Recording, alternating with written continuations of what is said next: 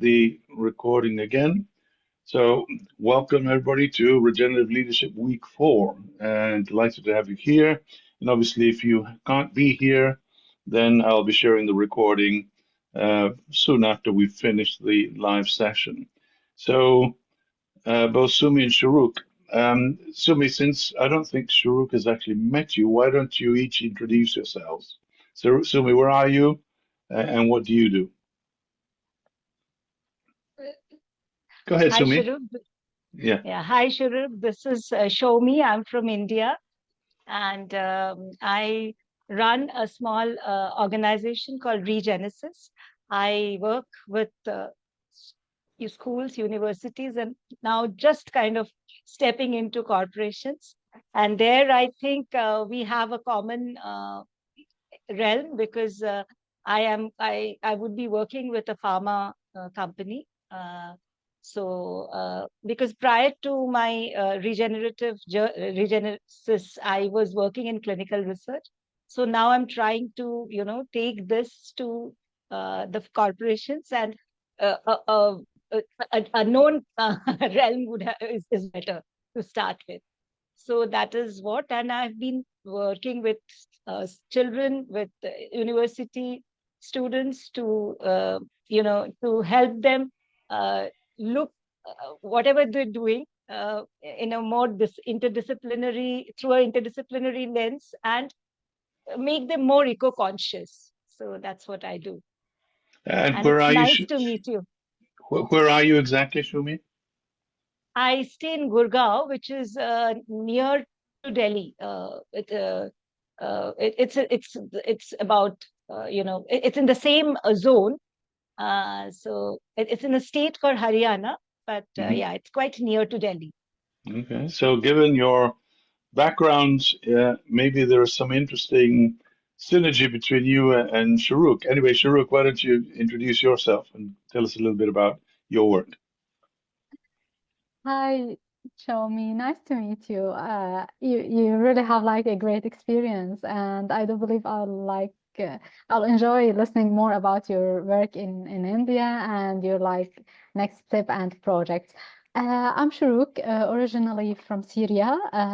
I finished my MD, then my specialty training in rheumatology.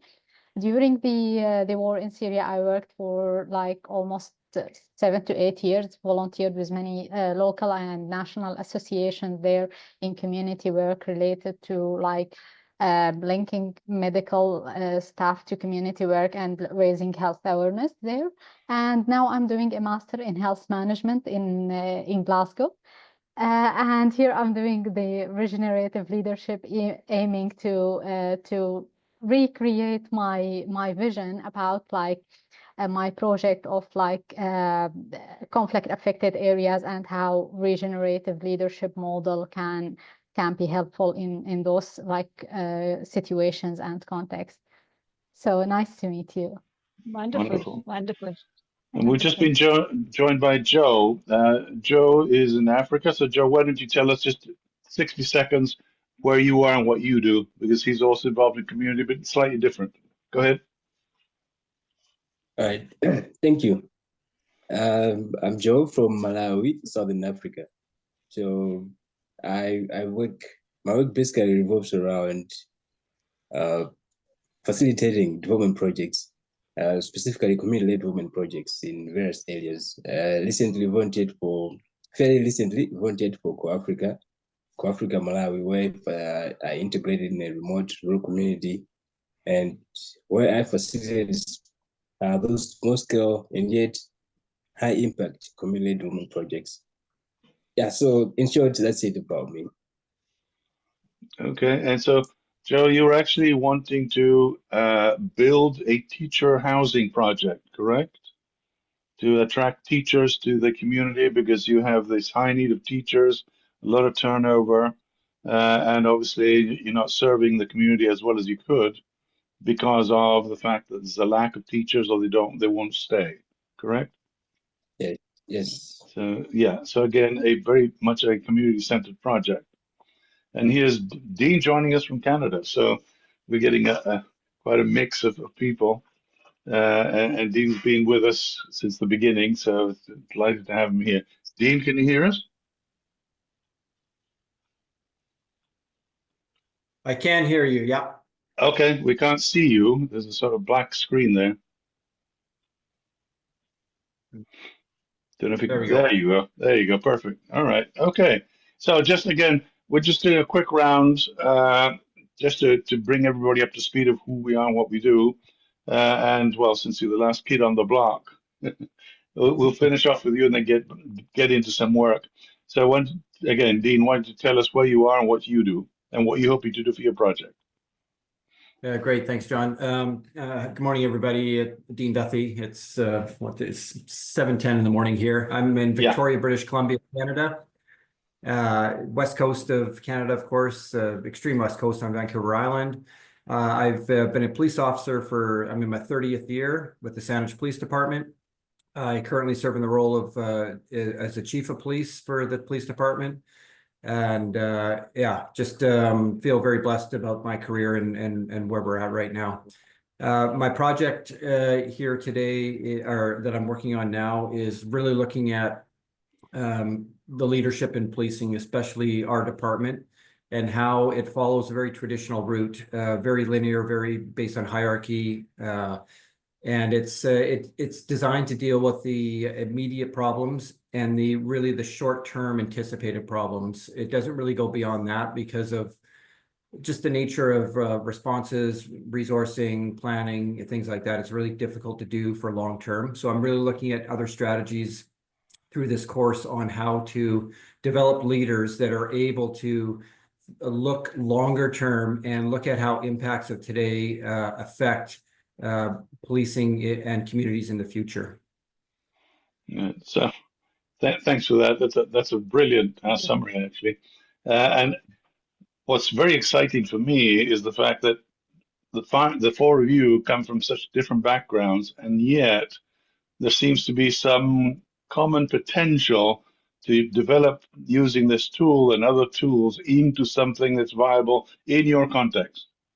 And that's very, very exciting, because if you can develop models that are unique, both to your own style of leadership, so you adapt everything you've learned here and everywhere else, and also your life experience, in order to become more effective, more successful as a leader, regardless of the context, then clearly regenerative leadership has something to offer. If it didn't transfer, then clearly it would be good for, business or policing or community projects. But if we can find that there is a common interest or a common value to this approach, to this lens through which to look at change, which is based on consciousness, individual and collective, and purpose, individual and collective, then we have maybe something here that can turn into a model that we can then scale up. Shumi was kind of concerned about how she can scale up her work in India, and I'm sure you all do, because Dean, I mean, today it's your neck of the woods, but maybe you can impact, law enforcement across Canada, and then further. I mean, the sky is the limit if we do this well. And so think, as Dean said, thinking long term in order to then impact the present, but always that long-term thinking, the removal of unanticipated consequences, all of that is critical today at the place we are as a species. We just don't have the luxury to be able to continue to work through trial and error. Error is now no longer an option. And so just to sort of visit a little bit, at the beginning of the course, we were focusing more on the individual side of things, on the personal mindset, consciousness, the values, the principles that regenerative leaders follow, and therefore how they behave, what their actions are. Now, because we're getting to the end of the course, we really need to focus on the how you will apply this in your context. So how you generate the conversation with your people, how you actually foster that collective purpose is critically important. So, and then again, going back to Shumi's concern, what you want to do is to actually create that collective prototype. The small project, for my purposes of this course, I don't want this massive project. You're not going to have time to do anything with this other than just begin. But if you can, at the second half of the outline, the template that I gave you in Word, if you can give me a little bit more about the how, the process, how you will engage your people, that's the start of the process that will then make sure that you can actually get people on board and participating and taking ownership with you in this journey. And maybe, again, Shumi mentioned, and I'm sure Dee's mentioned as well, the resistance to engaging in this kind of conversation, this kind of work. Because we have very traditional mindsets, so very conventional approaches, it's hard to get people to even consider shifting their attitude, shifting their interests to listening to each other, to listening to something different. And so that's your first challenge. How are you going to break down the other person in front of you? And that's a learned skill. That's something you must learn, but you are the best people to do it because you are in that context. You know what kinds of resistance you are facing. And therefore, you are the best place to be able to design the conversation. And that's part of, for me, the most important part of the project outline.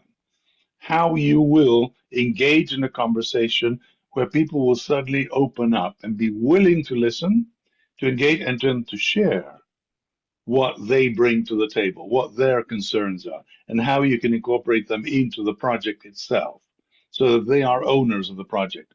And this is not just the people under you that you supervise, but the people who you serve. So, regardless of where you are, Joe, your teachers, your prospective teachers might actually participate in designing the housing project. How would they like to live in your community in order to feel more listened to, more regarded, and therefore potentially they will stay longer? So that there's all kinds of potential in how you go about this work. And that's why for this week, I've added these other resources for you to think about in terms of adaptive leadership with Ron Heifetz. And you may be familiar with his work. Let me just pull that up. As I always say, the intent is that people, I don't want to teach this stuff. I'm hoping that you've been going through the resources and maybe have questions about these resources rather than me going through them.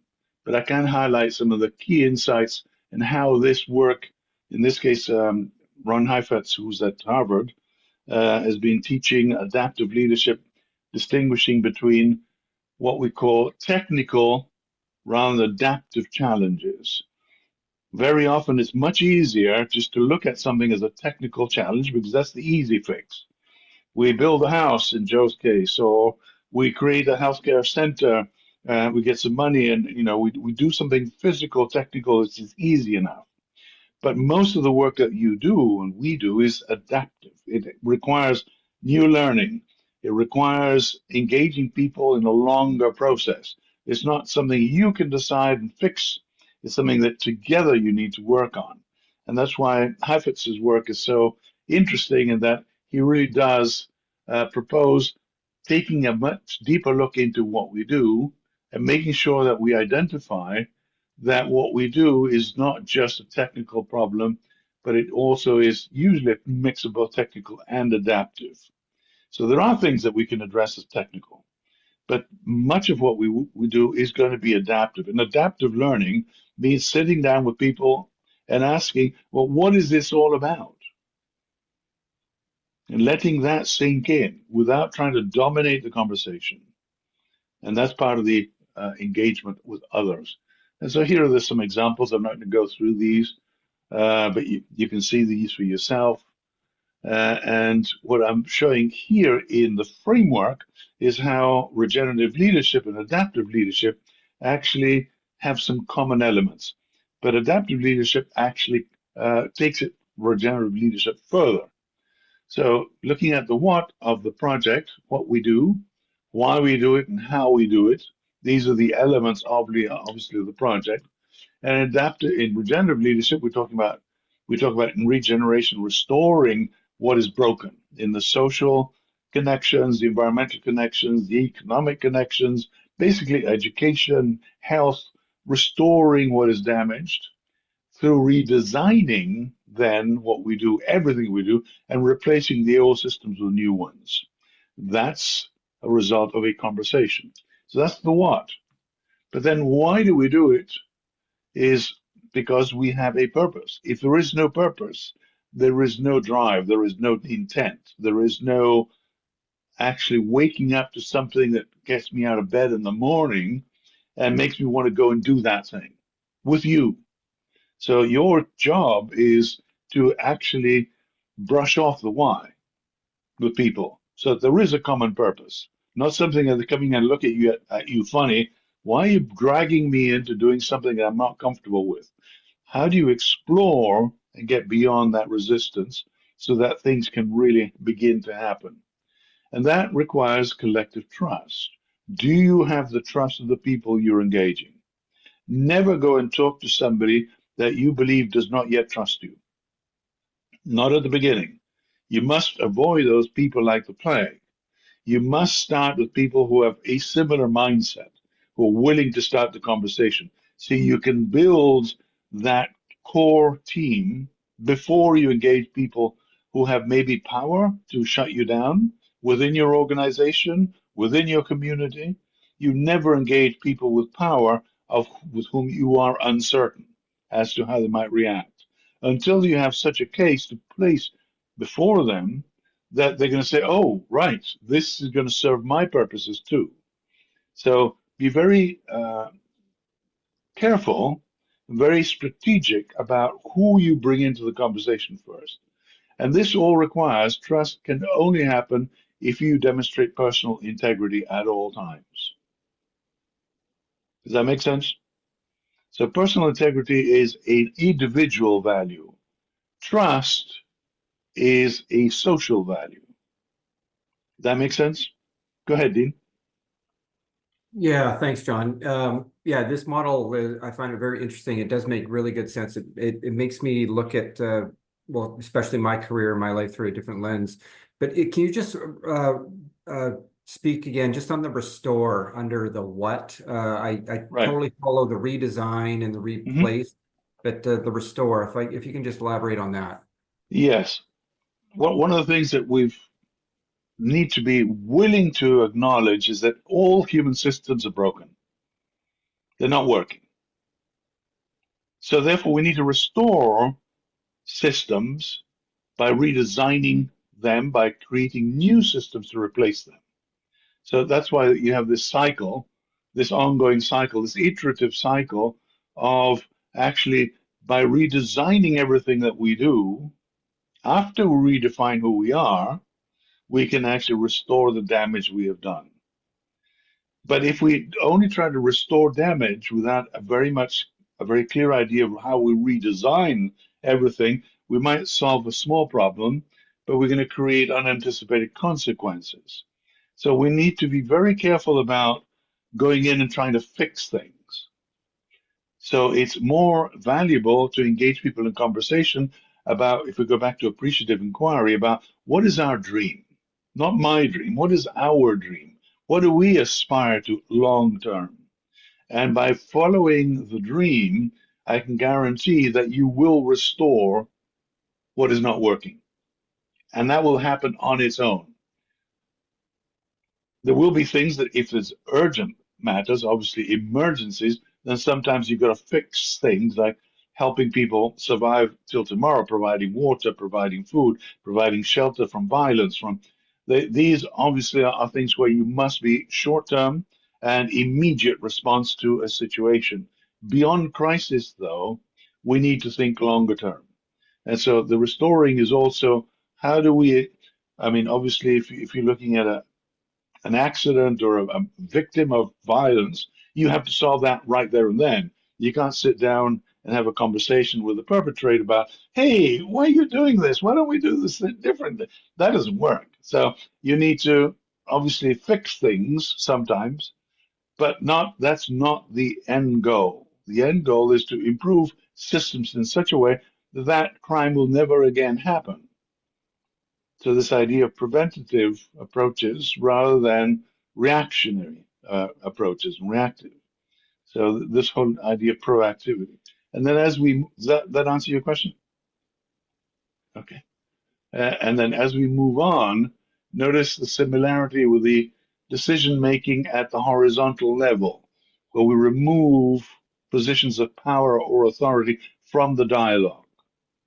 In Dean's case, obviously he has a position of authority. However, in these kinds of conversation, he must be just Dean. And that's not easy. Not just for him, it's not easy for the people that report to him, because they might follow and obey you because you have authority and power, but not because they're convinced. So you may have a false sense of people are coming aboard, yes, and we're doing all of this, and yet they've responded to something that's even unconscious, which is the imbalance of power between you and them. And if you don't address that front and center, that's something that will always be floating around in the conversation. So how do you convince people that they can trust you, that you're not going to use anything that you hear against them? And that goes back to personal integrity. So they need to believe that what you are saying is absolutely sincere and is coming from the right place, and that it resonates with them in such a way that it will move them to become more vulnerable and more willing to say, I don't know how to fix this either, but together, maybe we can actually have a conversation, if that makes sense. And you'll see how you adapt that approach to your own context. And that's the key. All of this on screen is useless until you actually do it. And it's scary. Again, it can be difficult. And that's why the vision setting exercise is intended to help you identify your own personal obstructing habits. So what are the things that actually get in the way of you being a little less fearful, a little more courageous, or not putting off things because you're afraid of potential consequences? So what habits can you instill in yourself? You're doing very short things, very easy, very simple things that will help you really reduce the stress or the fear of actually engaging this kind of work, because it all starts with redefining ourselves. You can't blame somebody else for your failures. And it won't be a failure if you're willing to do the inner work required to make this happen. So that's this one. And then with Frederick Laloux and Thiel, oh dear.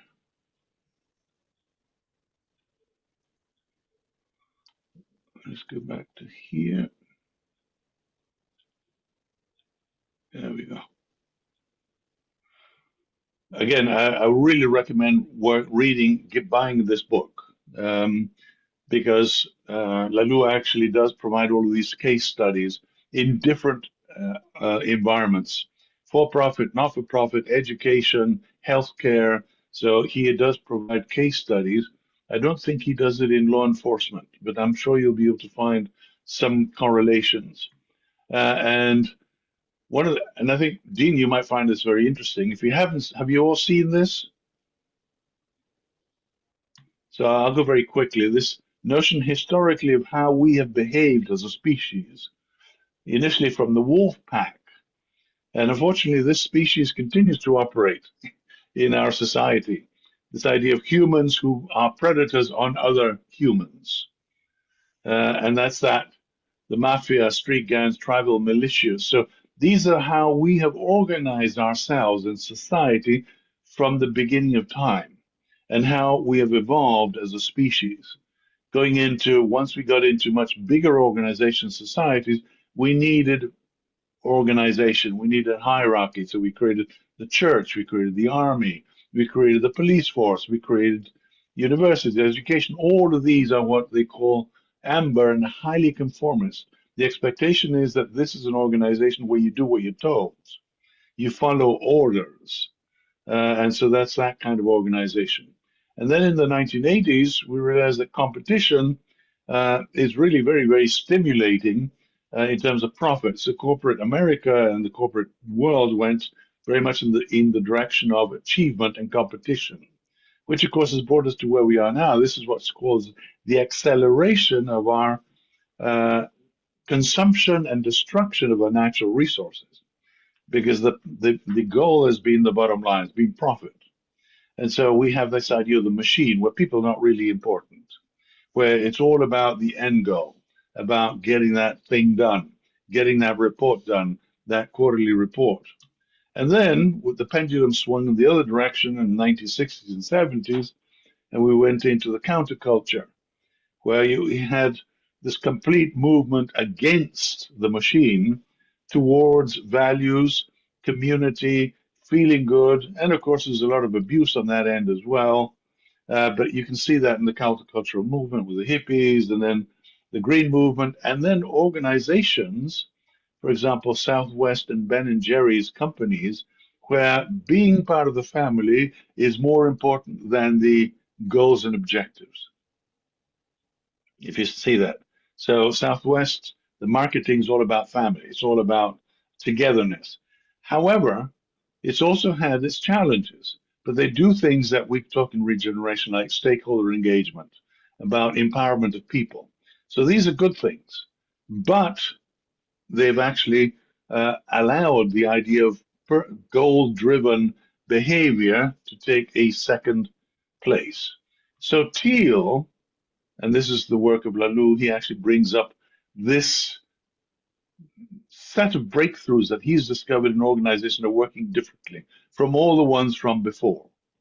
And these are, and I'm not going to read all of this, but this whole idea of bringing the whole person to the organization, where your emotions, your imagination, your creativity, your intuition, your capacity to share and to share ideas is critical to the organization's success.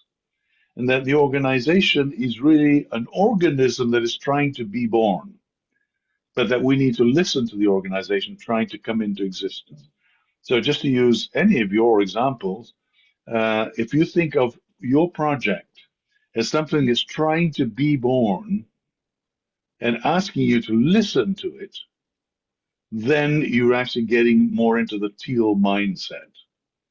And if you can bring the whole person to the conversation around that organization trying to be born, you will find yourself in this space where both being there and having clear driving goals are equally important, and where the whole person can bring everything that they are to the work. So how do you encourage that? How do you create conversations where you invite people to be whole in the work, in the conversation? And so I use Wilber's 4-quadrant model, which I use also for the regenerative leadership framework, which has, as you can see here, people's beliefs and mindsets, the organizational culture. So you'll see here, Wilber actually looks at things horizontally, which I have looked vertically in the regenerative leadership framework. So here's the individual, the collective, and the consciousness, if you will, and then the individual behaviors and systems within the organization.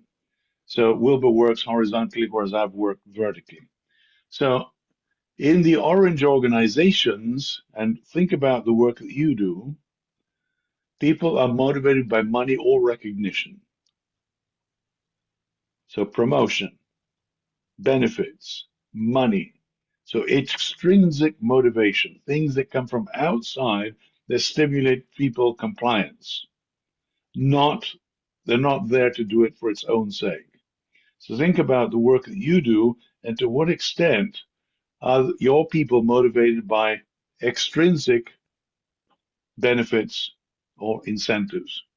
And in this kind of organization, the cultures of internal competition, where individuals are rewarded, not groups or teams. In Thiel, it's the team that profits or wins or succeeds, not just the individual. And so there is a consideration, and let's have a look at that. So people's behavior in this kind of organization is individualistic. It's all about them. It's all about me. And that creates competition.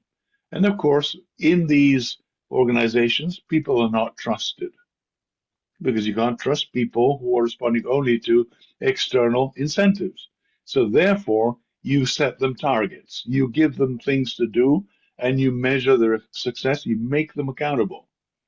This is how we do things in education, in healthcare, I'm assuming in police work.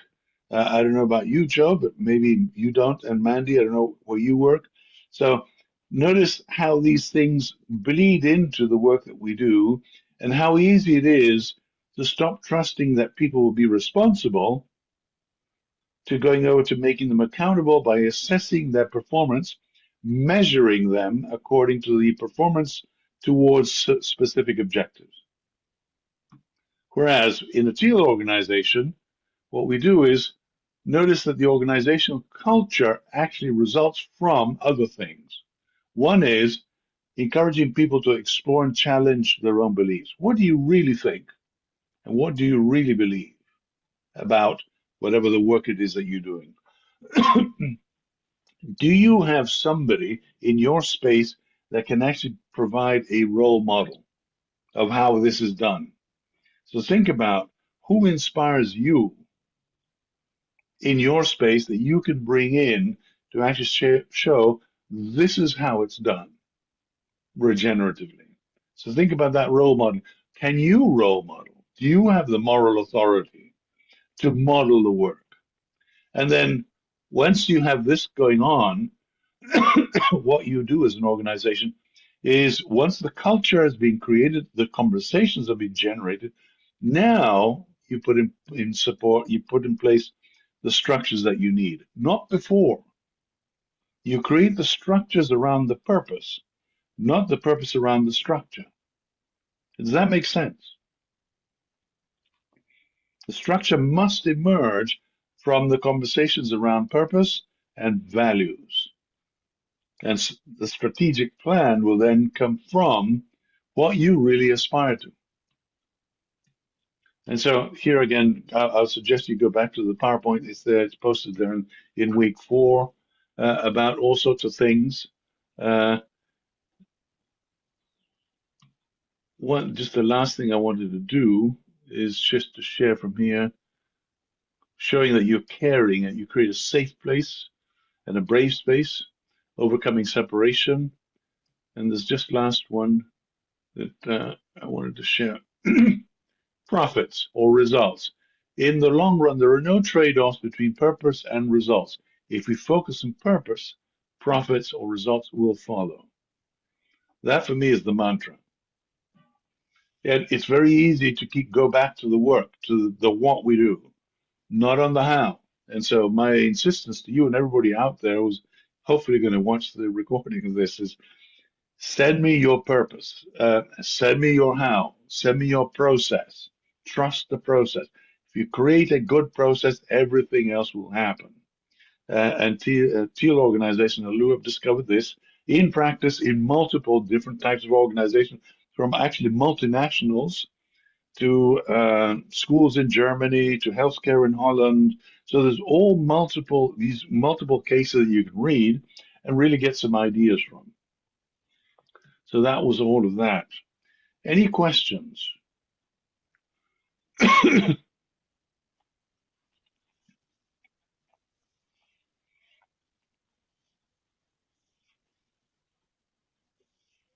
This is your moment. Think about your project. Think about how you're going to go about what is the thing that scares you most? Are you clear on what you're going to be doing first? And what is your approach to doing this? That's what I'd like to see you write up. And remember, you've got 2 weeks until the second weekend in April just to write up the outline. And I'll repeat this. The expectation here is not for you to start doing things, but if you do, great. What I'm expecting to see is to have something that just does a little bit more than just list, well, I'm going to be using creative intelligence and I'm going to be creating a generative conversation. Yes, fine, okay. How? Tell me the details. Go ahead, Dean. Yeah, thank you. Yeah, I appreciate this lecture again, and I reviewed that whole session yesterday, which I found very interesting. When I think about my project, I'm trying to keep things in perspective and remind myself that really, if we look at this is a quite of a massive undertaking in terms of change that if you're to be successful over the long term. So to just stay really focused on the here and now and what small incremental steps will get this off the ground and moving in that direction, rather than trying to look too far down the road, because again, with such significant change in thinking and change in leadership, it'll take convincing a lot of people who don't have the benefit of this course and understanding these concepts at a deeper level. So that's what I'm keeping in my mind as I plan this project out, is to really look at a methodical, incremental, staged approach that is going to start building people's awareness and knowledge in this area, which will hopefully gain their trust and support as we continue down that path. Okay, and have you thought about what that first thing you're going to do is? Yeah, I have, and like I mentioned to you in our correspondence back and forth, I'm actually quite pleased that some things I've started doing as the chief so far, without even really understanding this whole concept and course, but it is kind of aligned with that. So just small examples where I meet with every single staff member one-on-one throughout the year. And I understand, given my position, even though I call it informal, people, they come into my office depending on where their position is, and they could feel a little bit nervous or apprehensive in what they want to share with me. But quickly into our conversation, I make it very clear that the whole point of this sit-down conversation is just for me to understand how they're feeling, what their perspectives are, what's working for them, what's not working for them, where they see their future. And it quickly turns into a really good dialogue. So conversations like that, and I've received anecdotal feedback just from people how much they enjoy those. And I think that what that's done is really increase the collective trust within the organization. There's always going to be some people that obviously just don't like me, or don't, whatever it is. That's just, I think you get that in every single organization. But just by keeping on the high road, and even with those more difficult people, not giving up on them, but at the same time being very aware of their negative influence on others if they are determined to try and sink the ship. Well, that would be part of the restoring the damaged systems. Yes, damaged mindsets or attitudes. And clearly those are not acceptable. And at some point, I work in public education, where firing somebody is almost impossible unless you actually catch them beating up a kid, something so heinous that there's no other way. So how you actually remove somebody who's not understanding, getting the message, is a real challenge. But by creating the positive environment, by maybe now creating some collective conversation with those individuals who are like-minded, you will actually start to push out people, or people will drink the Kool-Aid and want to be in. So that's some of the things, and you'll see that in chapter 3 of my book, of how the men in Guatemala who were not getting the loans to the women who were creating businesses, they were just very skeptical about, taking loans and creating stuff. Suddenly realized that these people were progressing, and suddenly now they want in. But there are conditions. You can't just come in and take over. There are certain now rules that are being established. They're procedures, and that's a very interesting process. So great to hear you've had the individual, and I'd really like to see how you build that into now collective conversations. Yeah, that will take you forward. Go ahead, Sharuk. Yeah.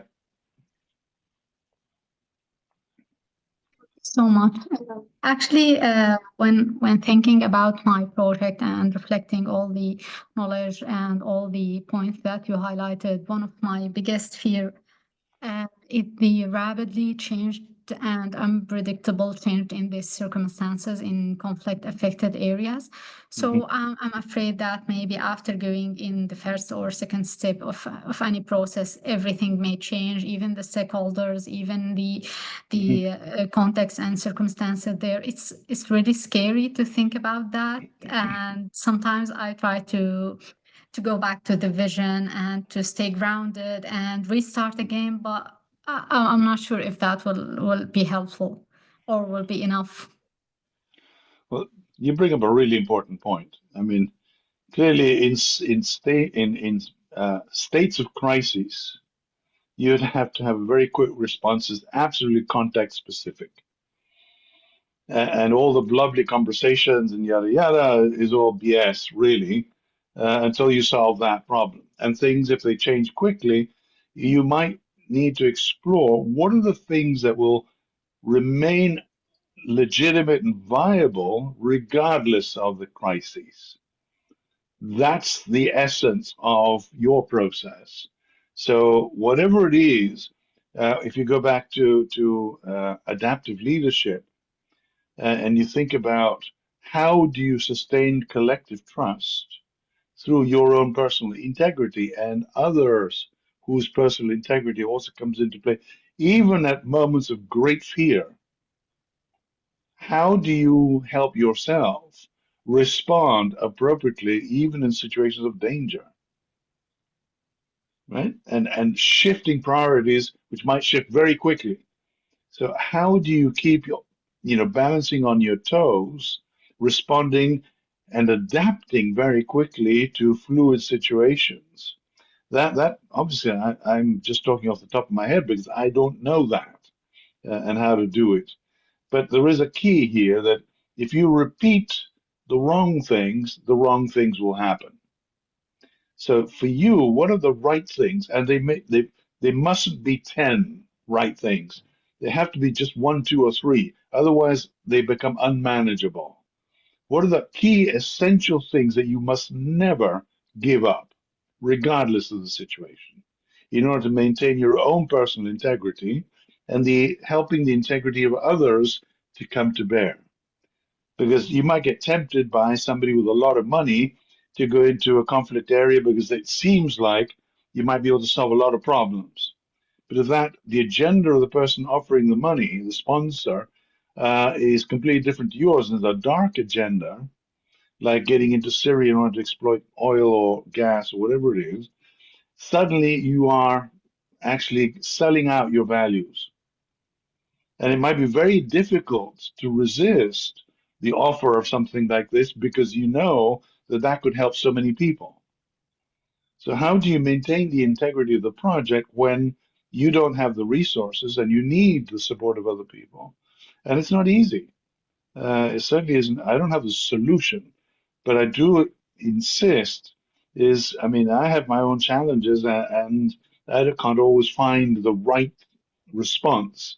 But within ourselves, we know if we have not clarified the other person's integrity and why they're doing what they're doing, we're going to have these unintended consequences. So, and you will learn how to judge in the moment. All right. Happy travels, Amanda. You will be in the best position to judge the integrity of the people around you and their motivation. And you will need to explore that motivation to make sure that there are things, and this is what we call, what is the hill that you're willing to die on?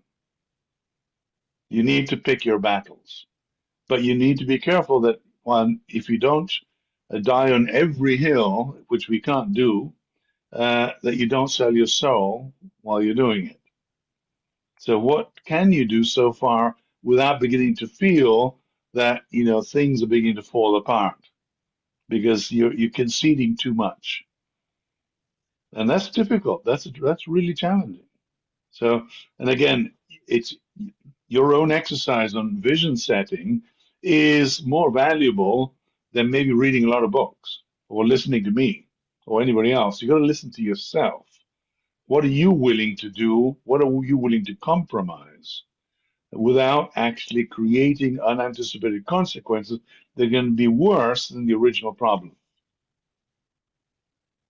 And that's a question that only you can answer. Does that make sense? So much, yeah. Okay. That's too important to think about. Thank you.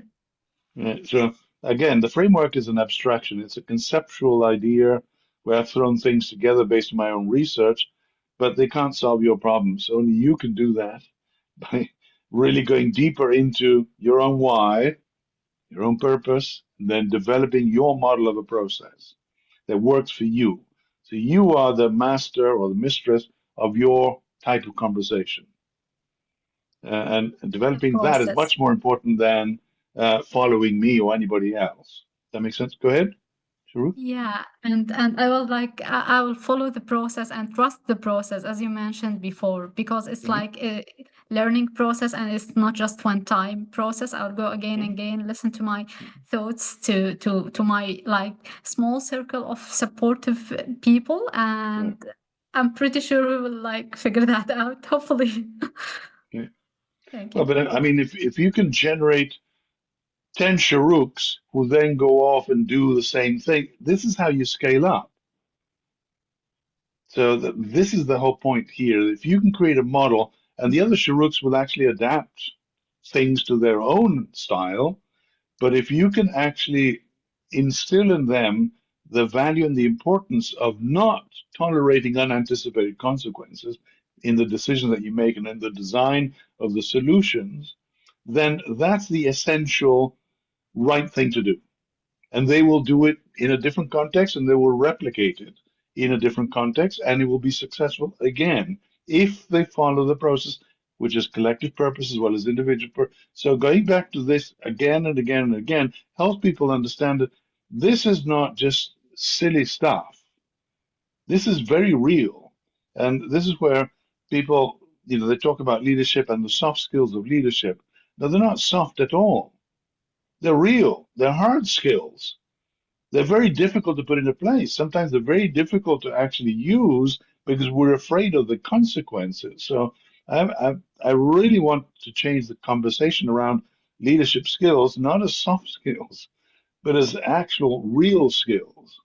And being open and vulnerable to other people is a hard thing to do because none of us know how to solve these problems. We need other people to be able to have the conversation that will help us then understand the problem and then solve it. And that takes courage to be able to be vulnerable, to open up and say, look, we're here. What's the question that we need to answer? Go ahead, Joe. All right, thank you. Excuse me. Listening to what my fellow participants have been chipping in, I think I was going through the materials and systems thinking, and I also saw the case of unintended consequences. So I saw a case whereby I'm not sure whether that was in India. They were trying to reduce the population of cobras in a particular area. So Right. they put up a program. They put up a program whereby people would come in with the cobras and then they would get rewards.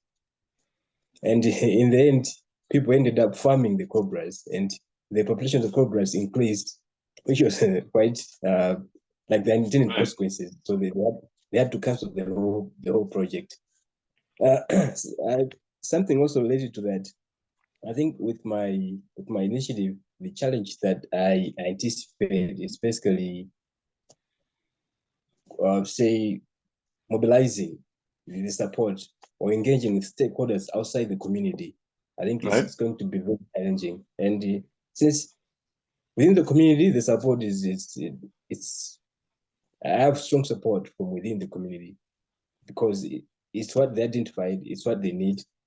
And however, they would have to mobilize resources within the community, within themselves as community members, things like breaks and so on and so forth. However, there will be some other materials that they will need support from, say, other stakeholders outside the community. So that would be the challenging part, getting that support from outside the community. Right. Sure. There is one of the things about where you are, and what a lot of people are doing, of course, is crowdsourcing or crowdfunding, and creating websites to invite sponsors from abroad. So I don't know if we're exploring that. But there is another very important thing long term, which is one of the Millennium Development Goals before the Sustainable Development Goals of the United Nations was to ensure that by 2015, every child in the world actually accessed elementary education. There's primary education. And there's actually a book about how that was a very noble, wonderful, and foolish goal. Because, and this is going to be a problem, hopefully, if you're successful, you're going to have this problem. Once kids finish primary school, they want to go to middle school or high school, and after secondary school, they want to go to university. So long term, if you become successful, and you can look in my book at the case in Guatemala about how they created this problem because they didn't think long term about what are you going to do once the kids reach the next level of education. Because kids are going to want to go off to the university somewhere, and that's probably not in your local community. So how do you create the bridges for kids to complete their education and become professionals or go into the workforce? So if you have trades where you are and businesses, how do you give them apprenticeships? So how do you create a whole system that's long term, thinking of scaling up? And maybe you've thought about that. So that's a question. What are your thoughts long term about your project? Long term, I think there are other secondary schools like community secondary schools. Okay. Even though it's not within the community, it's outside the community. It's a couple distance from the community, and I think that's a little fair. However, considering that within the community, there's that challenge of children accessing primary school education. I think which is the better part. And with regards to long term, in that respect, I think I'll need to engage even more stakeholders, which is as well challenging, very challenging. And yeah, so in short, that's it. Very challenging in short. Yeah. It is, but it is a wonderful project. And again, you don't need to solve the problems. You need to create the conversation so that the structures and the systems emerge from the skills and the talents and the aspirations of the community. And then if you do have external sponsors or funders, then these can actually help you build those systems.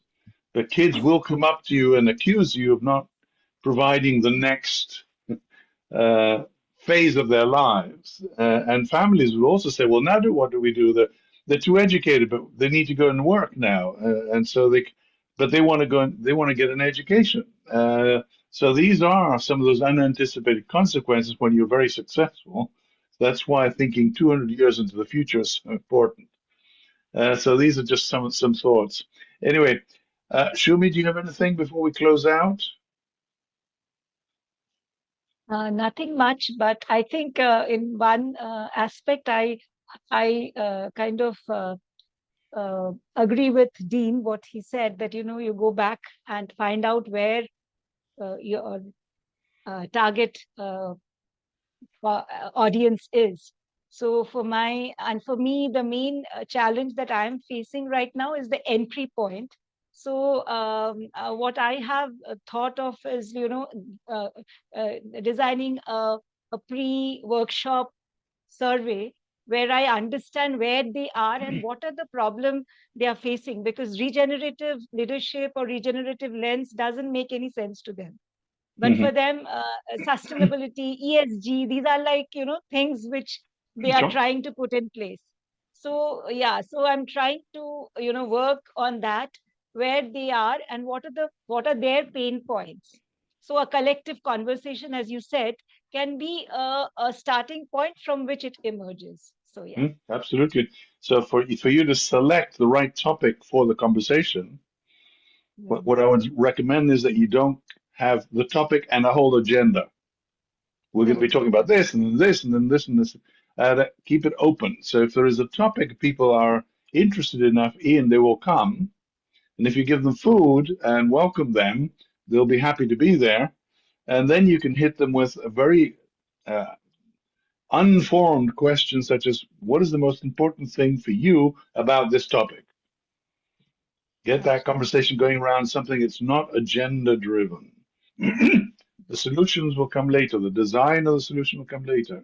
So these are some of the things that, again, we can be very, very fearful of going in with what people call in open space technology. Whoever comes are the right people. Whatever we talk about is the right topic. And quite often we have a lot of fear about going into conversations with that lack of structure. So if you have a topic that you know is important to people, that's a great starting point, because that will generate a conversation around something that's important to people. But you need to make sure that it is important to them before you propose it. So that's the challenge. Thank you. Yeah, that's a challenge.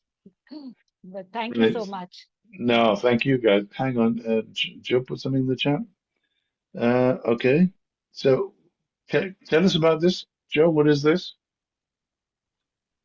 While I pull it up. So yeah, it's just a link shared, and it has some resources on system thinking, videos, etc. So there's some good resources on systems thinking.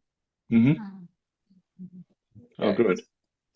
sure. Very nice. Good. I'll actually put this on in the resources. Systems map. Okay, unintended consequence. There you go. Wonderful.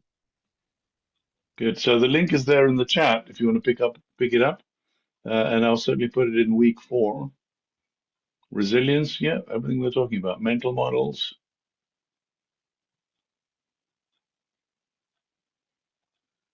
And this goes back to the sustainability pyramid. Where to intervene in a system, this notion of the fulcrum.